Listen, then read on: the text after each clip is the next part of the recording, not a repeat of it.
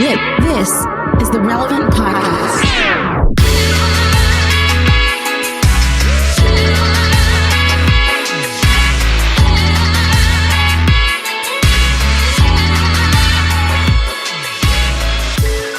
It's episode 956. This is the Relevant Podcast. Here in Orlando, I'm your host, Cameron Strang, and joining me from Loverland, Virginia, Jesse Carey. Hello, hello. From Nashville, Tennessee, Relevant Senior Editor, Tyler Huckabee. Howdy. Derek is out this week. Sorry, Derek fans. And from Austin, Texas, author, speaker, podcaster, Jamie Ivey. Hey, guys. Hey, can I ask a quick question before we dive in? How many, and this is geared towards particularly Jamie and Tyler, that when Cameron introduced us, how tempted were both of you guys, instead of giving your normal greeting, to go, keep your name out of your mouth? Gosh. I had zero temptation to do that. I almost did. I was thinking about it all morning. Then I was like, no. Okay. Too soon? I'll at least make reference to the joke. I was trying to see where you're going to go with this one, Jesse. And despite the fact that this is the only thing anyone's talking about, I did not see it coming because it feels like it was 100 years ago. It was 100 years ago. It shifted, though. It shifted from funny memes for the first 24 hours to now the think pieces are rolling out. And I'm just like, come on. Yeah. No, but here's what this is a take that I feel pretty safe, kind of standing behind. My take is not about comedy and violence and personal jokes. Yes. My take is, I don't know when the next time we will have a completely shared cultural experience where within minutes of something happening, that almost everyone is either getting a text message or, because I wasn't watching the Oscars at the time. I was watching. You and all of America weren't watching. It was the second lowest rated Oscars ever. I was watching. I was too. But it's our job. It live. It's our job to watch it. Nobody else watched it. They all watched it on Twitter. But either way, within minutes of the Will Smith thing happening, or at least within an hour, the whole world knew about it. And I was trying to think of like ever since like the advent of the internet, we've kind of seen what cultural prognosticators have called the death of the monoculture, where it used to be there was 3 channels and everyone was watching the same thing all the time. That if you walked in the water cooler and were like, hey, do you believe I Love Lucy last night? Everybody watched it, right? There was a monoculture. We all had similar shared experiences. Now with technology, everything's deviated. So I could say, hey, did you watch Only Murders in the Building last night? No, I was watching a show about a vegan murderer. Or whatever, right? Like, it's different. I don't think she murdered anybody. She just stole money from her workers. I haven't seen it yet. I'm not in there yet. We don't even know what you're really talking about. I do. That's how dead the it's up next monoculture for me. is. It's up next for me. Yeah, but either way, it's good. Either way, but what I was thinking, like, this is maybe one of the last ones. Vegans don't murder. That's their whole point. Just FYI. They murder plants. They don't murder animals. But it is very rare. It is very, it's exceedingly you don't hear about a rare vegan serial killer. Vegans don't murder. I'm not talking about the vegan serial He's talking about shared cultural experiences. Where I feel like... Although I agree on that point too. Yeah. They're very rare. I mean, there could be. We don't know. I don't trust them. I'll tell you that. Why would they not murder an animal, but they would murder humans? They don't murder. That's a whole vegan thing. We don't even want to milk from a being. Anyway, go ahead. Yeah, I only watched the first episode, and I was assuming it was leading to murder because I've been conditioned by true crime podcasts and other Netflix specials. No, you know what it led to? It led to they bounced some checks. Oh no! Okay. No, I'm kidding. Yeah. It did seem kind of low stakes at first. No. The dude was weird. If you enjoyed the Twitter swindler miniseries. It's that. It's about like emotional, mental manipulation over time. This weird grift. Was she a victim? Was she in on it? It's interesting. Just like the Twitter swindler stuff was interesting, but there is no vegan murders. So just FYI. But all that to say is I feel like these shared experiences are becoming increasingly rare. I think they kind of run the gamut from things like January 6th, like everyone's watching. We got Osama bin Laden. Yeah, but then there was like the dress, like just a legitimately viral moment. BuzzFeed, the dress where everyone was looking at the dress at the same. I remember in college, it was a balloon boy. You guys remember the balloon boy thing? Where on live television news, there's like this balloon homemade contraption floating over like the Utah desert, and there's like a little like hatch or like a little like box at the bottom, and everyone's like, "Oh my gosh, they're not sure if a kid is hiding in there." And the whole country stopped what they're doing, and it ended up being a hoax, right? Yeah. The parents got in a lot of trouble because the kid was just hanging at the house. Yeah, but the whole country just stopped. Like everything, it didn't matter what profession. It cut through class lines. It cut through like just every kind of social division, and everyone's like, "Dude, I gotta turn on this on CNN and watch this balloon boy thing. How this is gonna shake out." It was the same way with the slap. It was like, this is one of maybe the last times where we'll all collectively unplanned text each other and everyone's just watching and everyone has an opinion about it. Again, we can dissect, and it's being dissected, all of the moral implications of the whole incident, but it could be one of the last times we all just share something weird together at the same time. All right. Well, we have a great show in store for you. Coming up later, For King and Country joins us. It's one of our favorite bands. We've covered them a lot over the years. And also, we have a very special What's Jesse Thinking at the end of the show. But speaking of shared cultural moments, stay tuned right now. Up next, it's The Buzz.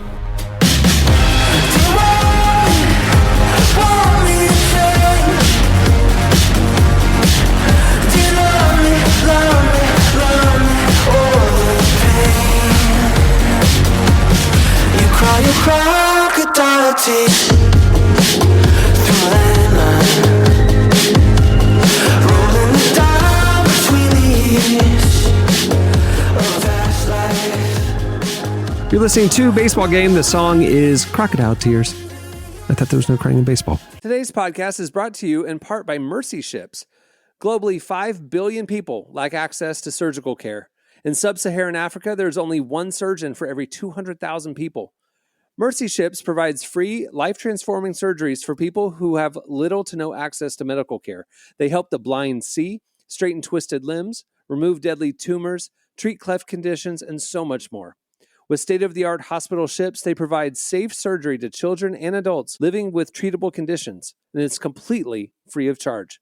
They do all this work with an all-volunteer crew of professionals who donate their time and talents. Surgeons, stewards, nurses, engineers, and more make the world a better place. Your donation today provides free, safe surgeries to people in desperate need of help. All gifts are matched, so please donate today at mercyships.org/relevant. Today's podcast is brought to you in part by Tim Tebow's book, Look Again. Have you ever wondered what would change if you truly believed you were infinitely valuable to God? In his New York Times bestselling book, Look Again, Tim Tebow reveals the powerful truth that when we learn to see the image of God in every person, including those we struggle to love, everything changes. Tebow shares incredible stories from his work with people the world often overlooks, and it will challenge you to stand up to the lies, rediscover the worth that everyone has, and impact the world for good. Find Look Again by Tim Tebow, available now wherever books are sold. Okay, it's time for Relevant Buzz. Please welcome to the show, Relevant Associate Editor, Downtown, Emily Brown, telling us what's happening this week at the intersection of faith and culture. Hey, Emily. Hey, y'all. All right, so what's going on this week? We got a lot to get to today. So what I want to start off with is something that I can't believe I'm bringing to the table, because I've talked extensively how I do not like NFTs, but what I want to mention... I thought you were going to bring Taylor Swift slander or something. Shocking that Emily... I would never do that. I was on record. I would never do that, Taylor. Dr. Taylor Swift, I would never say that. No, I am unfortunately going to talk about NFTs because there is a new service called Eternal Prayer that promises to commemorate your prayers for all of eternity on the blockchain. That's right. No. You can turn your prayers into an NFT because, that's where we're at in the world. For the price of $19.99, you can turn your prayers into an NFT, which is just great because last time I heard prayer was still free. Wow. So I didn't get the memo that it changed, but this is good to know. Like if your prayer gets answered, do you get half your money back or something? Like it doesn't need to stay up there any longer. Idea. I know. Yeah, right? it's an irrelevant prayer if it's been answered. Yeah. Or something. Or Speaking of discounts, I just want to know that there is an early Easter sale for 15% off for prayer with the code Pray2Jesus. No. So no. Oh wow. Okay. This hopefully will be the last NFT buzz item ever because have y'all noticed? Like my Twitter timeline does not have NFTs on it anymore, and I didn't really mute plummeted. It fell off a cliff because so much fraud started happening. Like if you look at the bar graph of like its ascension and its absolute demise, like those NFT grifters are left holding their bag right now. I think that trend is over. At least Can the I ask version a of it question that we about saw. the eternal prayers? Who is getting our money? great question. The blockchain. According to the website, a Christian organization. That's all they say. Okay. That is Sounds a legit. man in his Sounds basement legit. that lives with his mom. Sounds legit. This is a Russian in his basement. Yeah. There are, if you go to the website, there are some testimonies from real people. I'm using a lot of air quotes on that. Like Sarah from Minnesota. Is that what it is? Really like John T from Tennessee. And it's like, okay, sure. But what's funny is some of them will say like, you know, I put my prayer on my NFT that this product I'm working on would get investors. And the next day I got 20 emails and it's like, well, yeah, assuming this is real, they're selling your information to people. Like you're kind of, it's just, there's a lot of shadiness going on. At least with like the whole seed faith thing where they're like, hey, plant a seed and you'll reap 100-fold benefits into the ministry. At least they had at least the value proposition, even though I think is sort of insidious and a distortion of theology. I think at least makes rational sense to a person. Like, oh, well, maybe that's how this whole thing works. I plant a $5 seed and God has to give me 50 in return somehow. Like, at least I can understand the logic of it, even if I don't agree with it. This is what's in it for God here. Like, why does he need the prayer authenticated on the blockchain? I thought he's omniscient. Like, that should take care of all this cross-checking that's happening, that he would know. And what's the worst case scenario? If God somehow got confused about who was the originator of this prayer, just answer it for a lot of people. I don't think they're going to be that upset. I want to also point out you are limited to 250 words per prayer. Oh, okay. So that is also important to keep in mind. Yeah, sure. So so I'm going from something that is free that I can do as much as I want with no word count to something that has a 250 word count and that I could maybe get 10% off if I have the early Easter sale code. 15%. 15. Oh, okay, 15. Pray all right, to that's Jesus. better. That's better. This is a net loss across the board for me, but hopefully it's a gain for God. This is why Christians shouldn't be involved in technology. Christians ruin our nice things. Just leave NFTs alone. All right.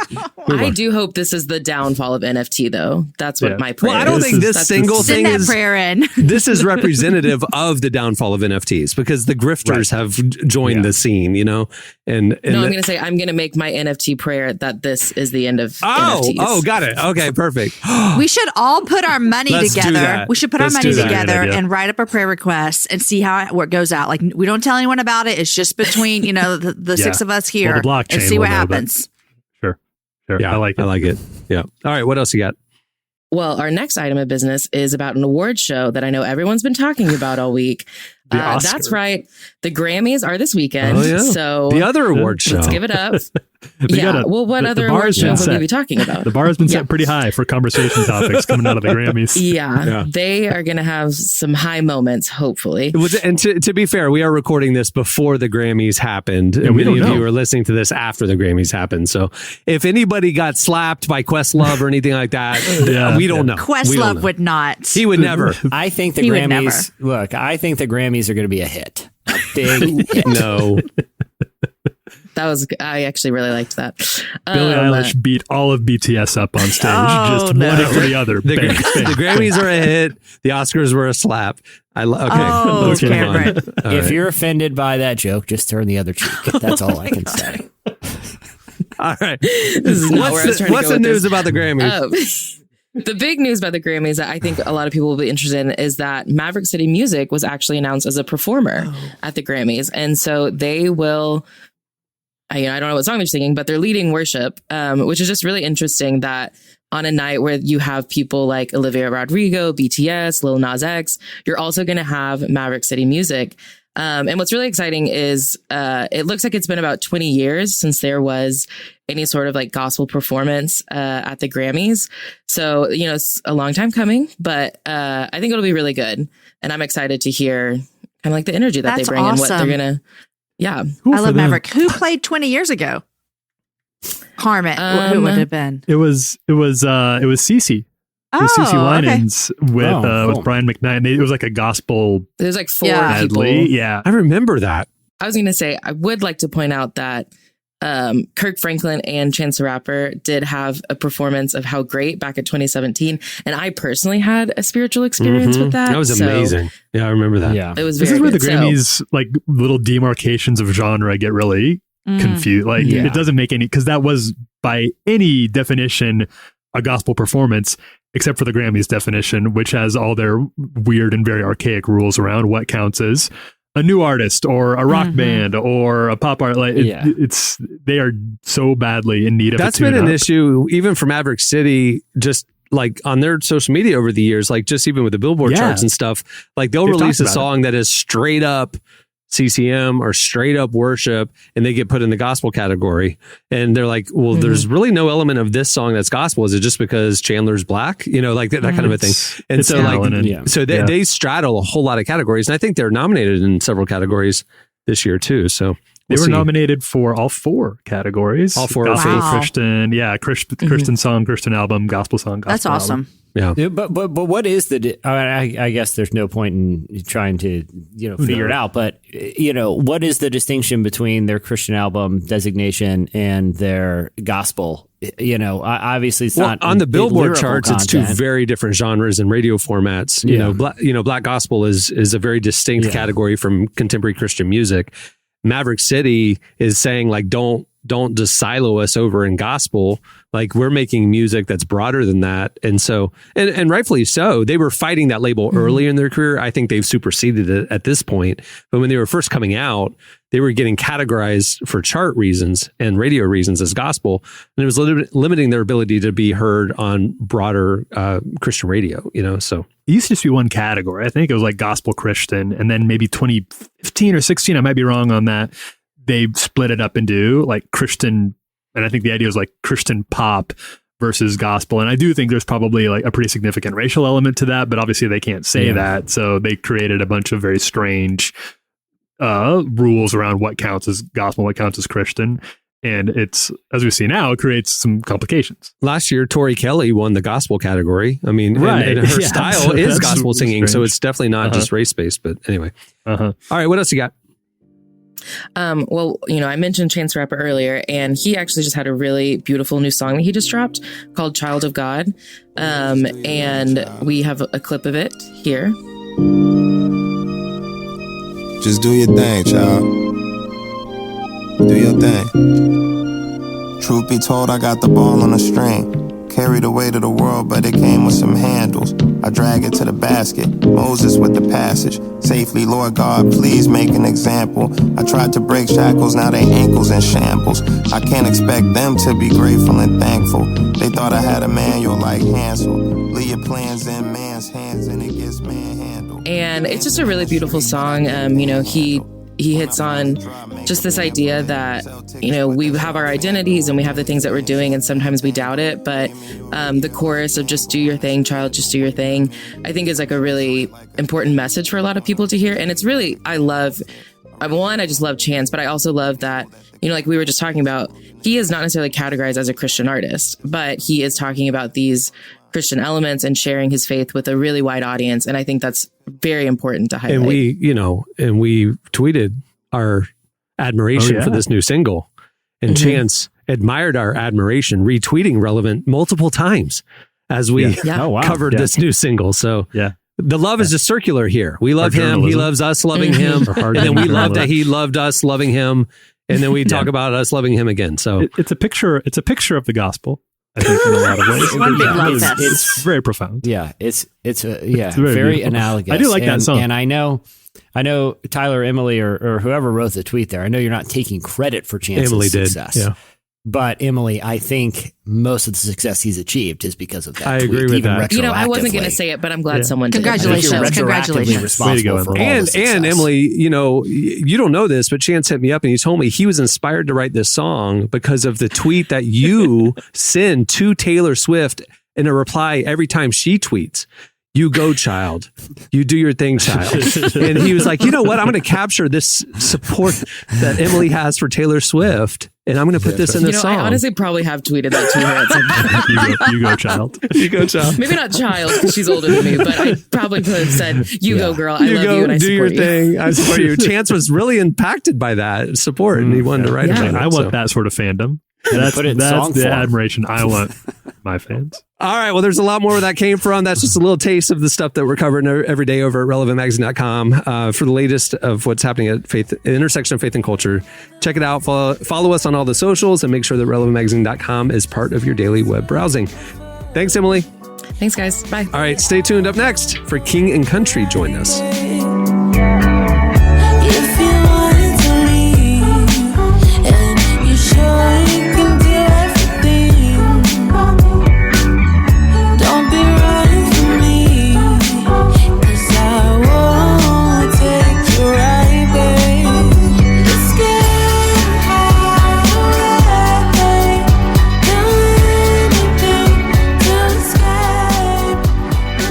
Listening to FA. The song is Kiwi.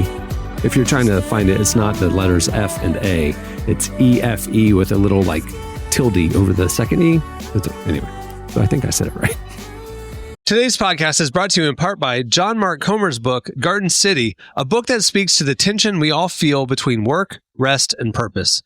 The New York Times best-selling author John Mark Comer takes us to the scriptures to identify what it really means to be human and flips the script on the idea that who you are matters, not what you do. He shows that God created us for meaningful work and meaningful rest. Both matter. This book helps you ask and answer the big questions. Does God care where I work? Is there a direction for my life? So you can discern God's heart for your calling, your rhythms, and the way His Spirit wants to shape every part of your life. If you're longing for purpose and a more grounded way to live, check out the new hardcover edition of Garden City wherever books are sold. Well, today's show is brought to you in part by the new book, God, the Science, the Evidence. We talk a lot about faith, but how often do we talk about science in the same breath? You might be surprised to discover just how deeply the two actually agree. For centuries, science has been used to dismiss the idea of God, but today an intellectual revolution is underway. Modern discoveries in physics, cosmology, and biology are consistently revealing the same truth: creation isn't an accident. That profound reversal is what engineers Michel-Yves Bolloré and Olivier Bonassi investigate in their international bestseller, God, the Science, the Evidence.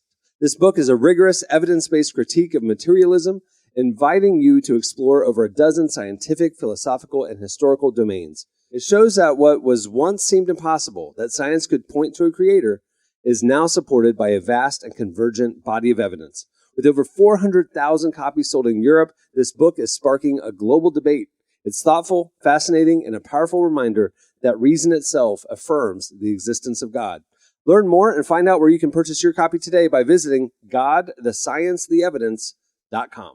Today's podcast is brought to you in part by Erwin McManus's book, The Barbarian Way. Some books don't just inspire you, they confront you. The Barbarian Way, now celebrating its 20th anniversary, is one of those books. If you felt the pull of God towards something deeper and wilder than the safe, predictable version of faith that we settle for, McManus reminds us that following Jesus was never meant to be tame. It's meant to awaken courage, passion, and purpose God placed inside us. He draws from the wild stories of Abel, Noah, Moses, Rahab, and others to remind us that following God wasn't meant to be tame. Safe faith isn't working. Step into the story God is writing for you. Choose passion, choose boldness, choose the Barbarian Way. Available now wherever books are sold. Well, our guest today is for King and Country. Brothers Luke and Joel Smallbone are the Christian pop duo behind hits like Together and God Only Knows. They just dropped their brand new album, What Are We Waiting For? And they are out on tour right now with Dante Bowe. They sat down with our downtown Emily Brown to discuss how their music helps them be honest and how they remain hopeful for the future. Here's our conversation with For King and Country. We both know what it's like to be hurt. We both know what it's like to feel pain. But I think it's safe to say we're on to better days. Can you relate? I'm excited to talk to you about your new album, which is called What Are We Waiting For? Which is a very bold question to ask. So I want to know, what were y'all thinking and like processing through while you were creating this album? Well, the distance between what you hope a record to feel and sound and look like and what it actually ends up being, there can be a great divide in between those two. No matter how we sort of carry on and it's received, I think the key for us is we are very proud of the work that we've all done. And we say that with the recognition that there were so many songwriters and so many producers and musicians and so on that brought this album to life. We've kind of said that the album's 3 parts. It's spiritual, but sort of by nature.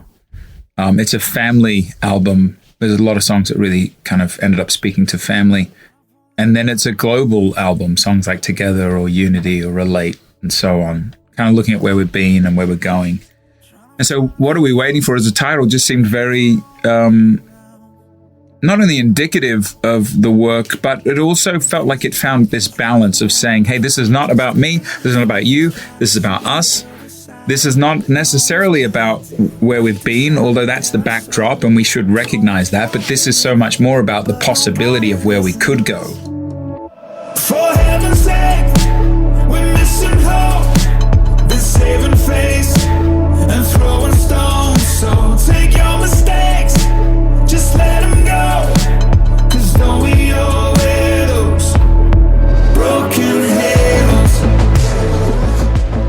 I love like this idea of looking towards the future as well, especially when, I think things are, when we look at it now, it is not very hopeful. And so, I think there is a lot about looking to the future that can just kind of provide like a different sense of joy. So I'd love to know, like, what do you think the future looks like, not only for yourselves, but like you're saying, for your families and for the world and even the church and stuff? What do you hope for, I guess, maybe that we're waiting for? Well, I think that to a degree, I've heard a lot of people say, man, I'm just so ready for things to get back to normal. And I think that I get that to a point, but I also think that for most everybody, that they actually want to get back to normal, but bring along with all the things that we've learned over the last 2 years. And so I think for us, when it comes to the future, I will be the first to put up my hand that the pandemic revealed that the amount of busyness and the amount of the amount that I celebrate busyness and just, when somebody, hey, how are things going? Man, I'm really busy. And we're like, good for you. Well, it's actually the thing that affects my family. It's the thing that affects my wife. It's the thing that affects my kids. It's the thing that affects my soul. And so I want to be, I think, going into the future, I want to recognize when I'm in a little bit of the rat race, when I'm in that little hamster wheel, and I want to be someone who actually can put a stop to it. Walk with me down along the street. Talk to me, tell me what you see. Stand by me so the world will see you and me in unity. Hey, hey, hey, you and me in unity. Hey, hey. And so my hope is that, even when it comes to that question of what are we waiting for, that I'm going to bring those things with me in the future. And I also think for others, I think even for the church, there's been a lot of dreams. There's been a lot of things that have lain dormant in people's lives. And the pandemic, I think, revealed like, wow, life is truly that as fragile as I thought. So why aren't I doing some of the things that I'm passionate about? Why aren't I acting out on some of the things that God's given me and only me talents for? My hope is that we will be much the same as we go forward, that we'll take the things that we feel that God has given us and really put them, use is an interesting word, but to put them into action in the coming months and the coming years. I love that. And I love that you mentioned dreams, because I think that is something that so many people have recognized as the pandemic's brought about all these things that they want to do or that they would like to do in the future. But I think a lot of people, they get really scared and they feel really stuck. So, what encouragement would you have to someone who has recognized a dream, but they're not sure how to go about achieving that? Well, I think something that we're really grappling with right now is sort of our individualistic mindset, as we'll call it. That it's a sort of have it your way. It's my life. It's my truth, and yet it seems as though so much of what not only, Jesus Christ was driving at, but where actually true satisfaction and happiness is found is in a wider group of people, and that's been one of the great losses of the pandemic, hasn't it? That we've been sort of physically isolated from that group of people. For King Country is really the I think one of the things that makes it work is the fact that it is this conglomerate of a bunch of family members, a bunch of different people coming together to make this thing up. And there's a lot of trust that happens. And honestly, there's a great deeper understanding of yourself inside a group.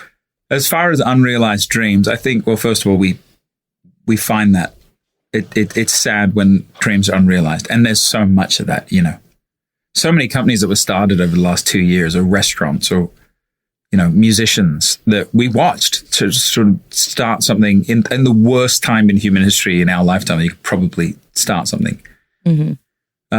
But I think retooling that dream and going, hey, what if this is not just my dream? What if this is just, it's beyond me? What if this is, this is a calling? What if there are other people that, should be part of this thing? What if it's not just about individualism and conquering my own self, but it's actually about being part of the greater good? I love that you bring in family so much. Obviously, family is very important to y'all. And I know even on your album, you had a song you've had a couple songs about your family. So I'm just curious, how has the pandemic changed your relationship or your view with family, if at all? Well, I think the pandemic made it very obvious that we take family for granted. Just it is what it is. That statement to me, plain and simple. You just started to realize that some of the things that we enjoyed, some of those conversations that were super encouraging, and some of those just everyday interactions we just took for granted.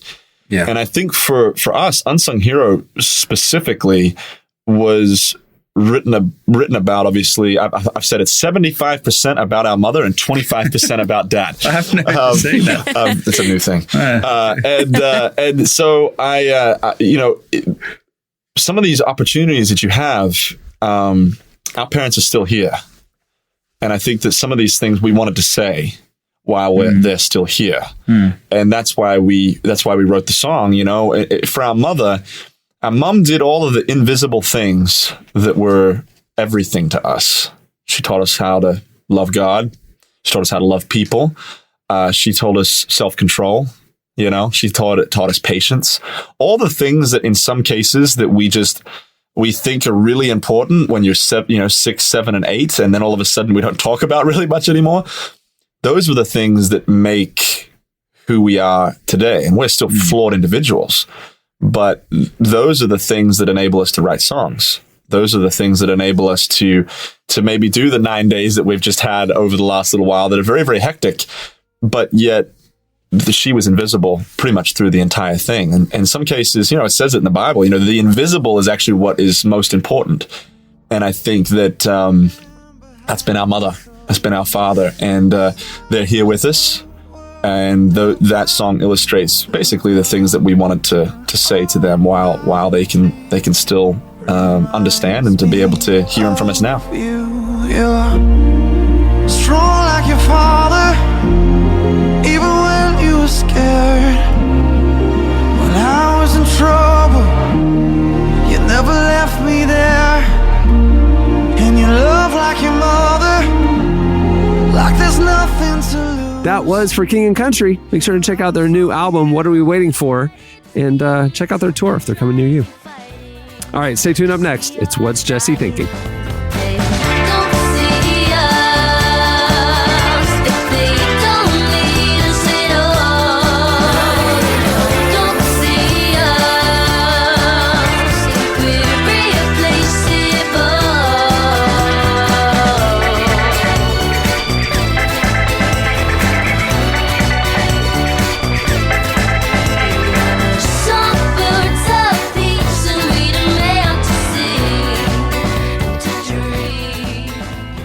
You're listening to the Tiaras. The song is They Don't See Us. Okay, it's time for What's Jesse Thinking? Huh? All right, Jesse, it's been a while. It's, a few weeks, a month. I don't know how long it's been. What are you thinking about these days?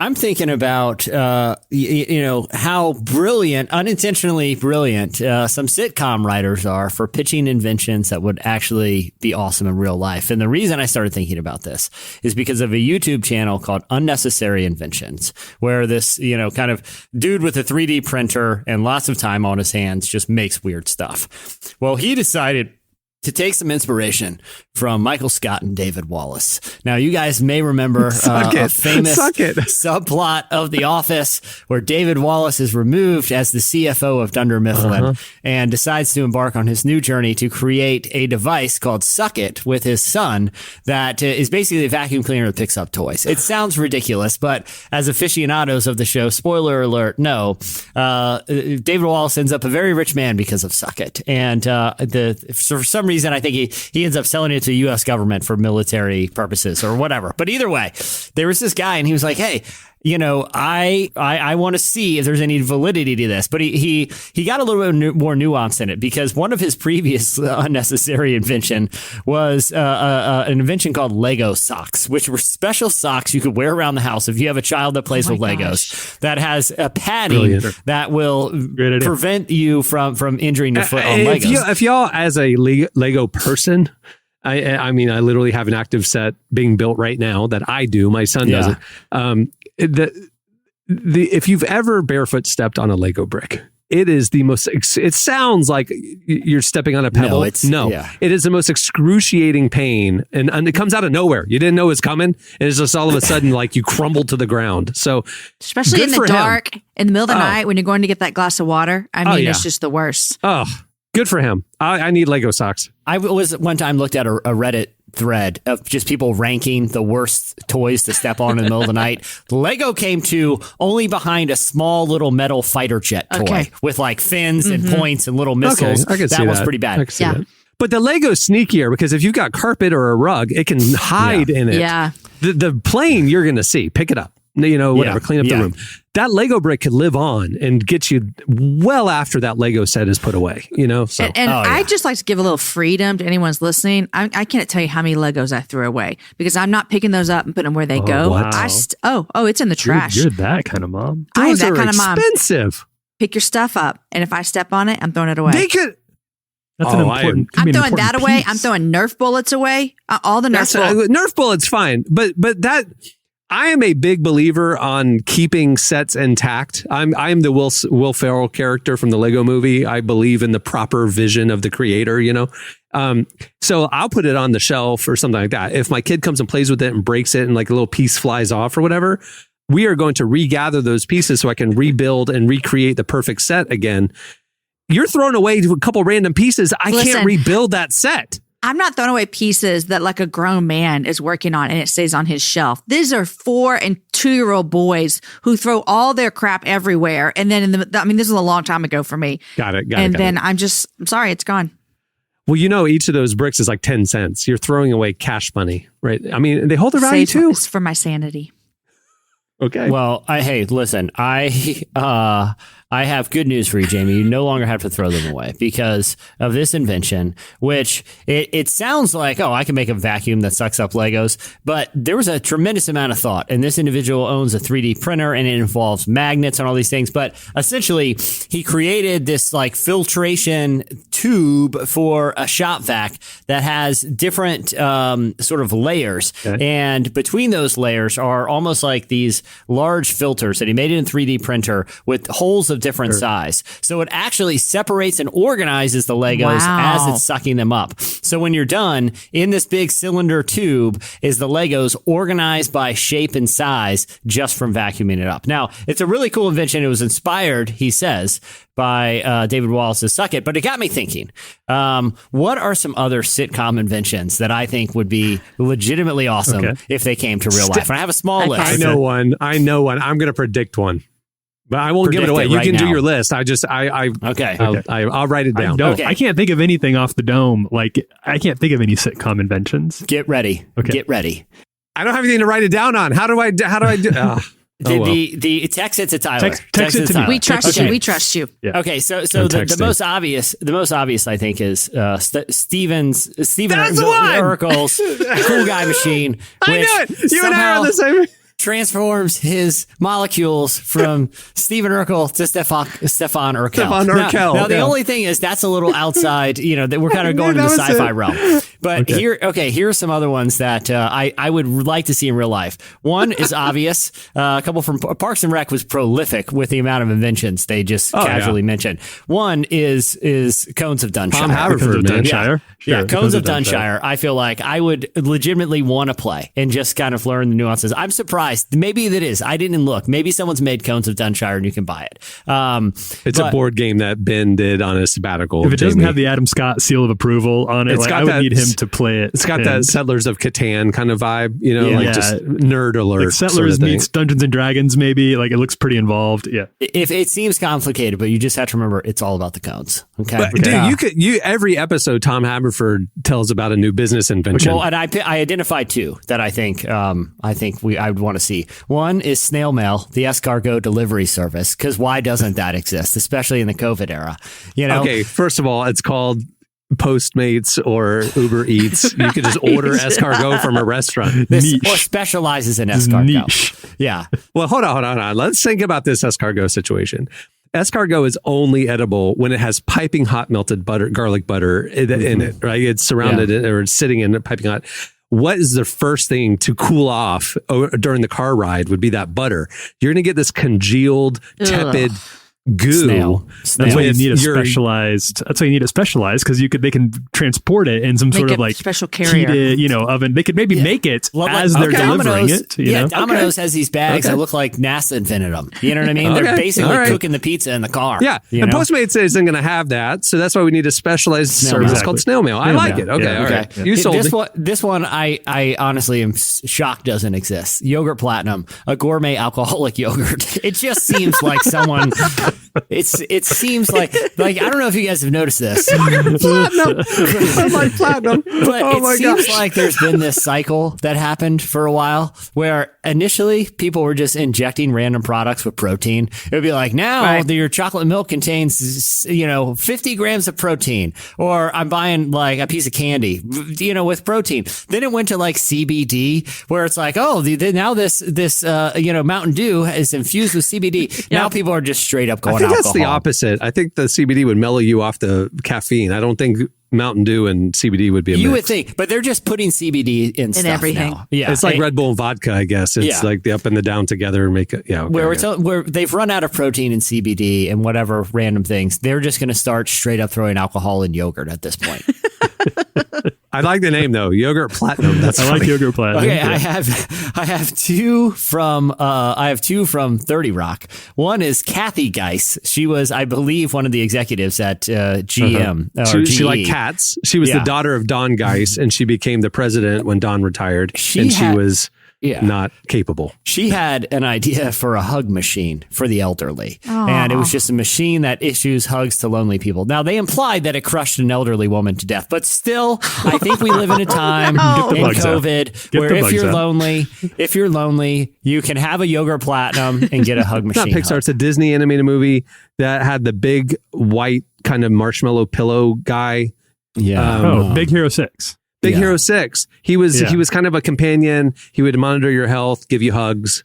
They kind of invented that in that movie. Yeah, that could work. Yeah. Okay. So the other one, Jack Donaghy. This is probably the best idea on the list. Jack Donaghy one time, this is from 30 Rock, suggested a transparent toaster that gives you a clear view of the bread's crispiness. So the sides of the toaster are transparent, either glass or some sort of plastic, because that is the worst part of toast and toast. The different breads, different oats, the transparent somebody toasters. on Twitter yesterday said, why haven't they invented a toaster with a window on the side, which would be the exact same? And because you can do a window on an oven. They have the glass that can be heat resistant enough. Yeah. Jack Donaghy's, the whole thing doesn't need to be invisible or clear, Just but a you window. do need a window. Yeah. You need a window. Yeah. Or a little periscope or something to look in there. Like a reverse periscope. Because I have to look at the top half inch that I can see from the top and kind of gauge it. And are I we know good? they tell you not to do this, but whenever I'm looking in that top little slot and I can't get a good angle, I'm jabbing forks down there to try to push the toast That makes me aside. so nervous. Don't worry. I use metal ones, not plastic. Awesome. I don't want it to melt in there and ruin my toast. Okay, another one is Ryan from The Office. I actually thought Wolf was a good idea. It was his alert system where if someone's trying to get a hold of you, it'll ring every device at one time, even a fax machine. I think we've all been in a situation where we can't get a hold of somebody, and Wolf would have come in handy. Dude, I have iCloud kind of has that. I'm hearing, I get a message on our office chat, or I get a text, or I get an email. I hear dings throughout my house. Like all my Apple devices are alerting me. It's actually a little stressful. It's like I'm just trying to get a sandwich in the kitchen and the office is talking to me, and it's like so I am anti-Wolf. Wow. I think I need to unplug more. Yeah, well, fair enough. If you unplug, maybe you can just hang out with your local kitty cat, but be sure to put on a pair of kitten mittens from the Always Sunny gang. This was another really great idea from Always Sunny, who's always hatching great plots. But they were mittens for kittens so they don't scratch you, because Charlie was getting pretty scratched up by some feral cats he brought in. So it's not mittens that you wear to pet it and it de-sheds the cat or something like that. It's mittens for the kitten. Honestly, that's a great idea too. They have that. Yeah, they have gloves you can put on that has little comb things, and you can. So these were mittens that you put on the kitten. You don't want them scratching. That kitten is going to attack you as you're trying to get mittens. They have animal socks. They have these. Has anyone ever met a cat, though, that's just going to leisurely lay in your lap while you put mittens on their feet? I feel like they're going to freak out. Cats are the worst. No, I doubt it. I just typed in cat socks, and it's a bunch of human socks with cat prints and cat faces on them. So it's kind of hard to Google, which is like kitten mittens. Kitten mittens, very specific. Is great. Yeah. But either way, I think, America's sitcom writers, could potentially, just hold a lot of solutions to problems that we have in everyday life with their inventions. Also, if you type in kitten mittens, yes, clips from that show come up, but also a whole lot of human mittens with little cat whiskers on them, or cat paws on them, or cat designs on them. So there's a lot of crazy people out there who like to wear cat pictures, apparently. So that could be a whole cottage industry, though. You go to kittenmittens.com, you've got mittens for cats, you've got mittens for people with cats on them. You could choose from the drop down menu a lot of different. Exactly. Yeah, it could be a pretty big umbrella. All your cat apparel needs. How about this? You remember at Bed Bath & Beyond? Maybe I haven't been to Bed Bath & Beyond in quite some time. But I remember I haven't either, but every time I go, it's like going to Costco. It is like Costco. I didn't know I needed right. that, but I need that now. I didn't know this existed, but I'm walking out of here with this. I love it. I just never go. They have have more little devices, useful devices that its main it's thing the is seen like on TV infomercial cup. stuff. Yeah. Okay, that was my point. At Bed Bath & Beyond, they have like an as seen on TV section. Yeah. What if we had as seen on your favorite show section where I can go buy the transparent toaster or the kitten mittens or my own cones of Dunshire? I could test out Yogurt Platinum or any of these. That would be the weird little corner in the back. That would be the Beyond. So you have your bed stuff, your bath stuff, and then Jesse's little corner in the back. That's the Beyond. Inventions. Yeah, I like it. Well, I don't know who I got to call. I'll Shark Tank this. Call up Cubes. I think he's in. Jesse, I initially said when you said this, like I couldn't think of any sitcom inventions. Yeah. But over the course of you talking about this, I've probably come up with 10. Like, oh yeah, and that show did that. And that's like there is a whole.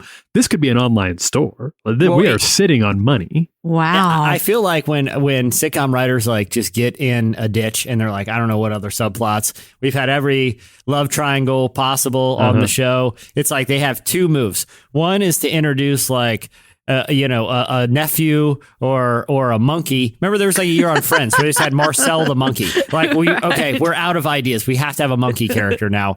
Or they a character just starts making wacky inventions. Like when they run out of Seinfeld was number one culprit in this. If they ran out of like relatable plots, they would just have Kramer invent some wacky business idea or invention like an oil bladder or something. Sure. It was just, we're out of ideas. Let's have a kooky character invent something like a coffee table book with coffee table legs. Also, his oil bladder invention idea was brilliant and they should do it. Yeah. The idea was that he would take oil tankers and on the inside of the oil tanker where they would fill the tanker with oil, he would line the interior with a rubber seal. Yeah. So then if it ever had a crash or a puncture to the hull, the rubber would not be broken and the oil would not leak out of the boat. Brilliant.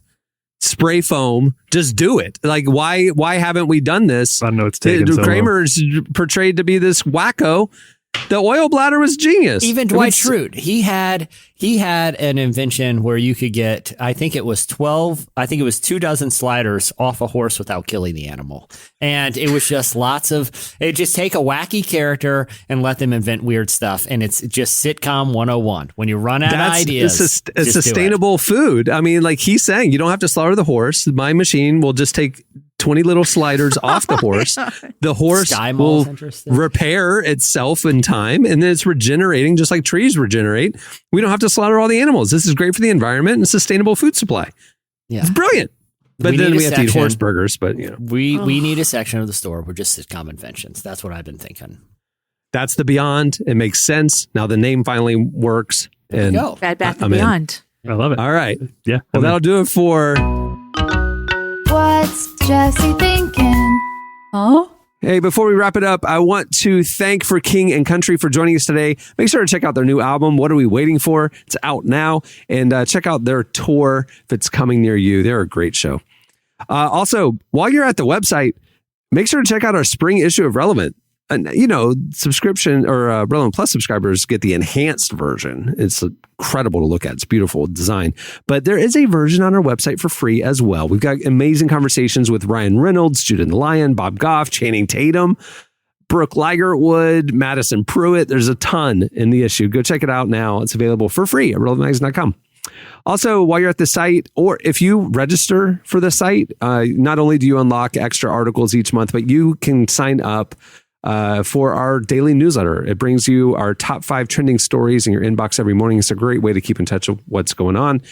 And the better way to keep in touch with everything we're putting out is follow Relevant on all the socials. We're on Twitter, Facebook, Instagram, TikTok. You name it, we're there. Follow us. It's good times. Good times. On that note, we'll wrap it up. I'm Cameron Strang. I'm Jesse Carey. I'm Jamie Ivey. I'm Tyler Huckabee. And we'll see you next time. I don't know how to end it anymore. Hold on. Soon. All right, we'll see you soon.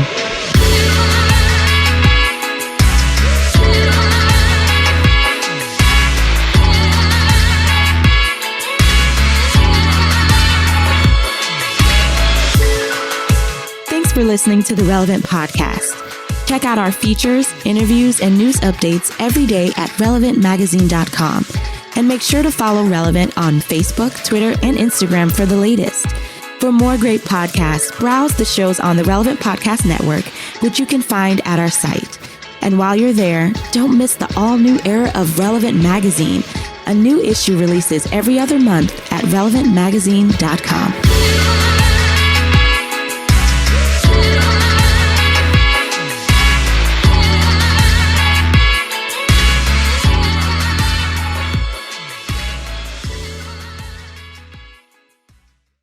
If you're offended by that joke, just turn the other cheek. Relevant Podcast Network.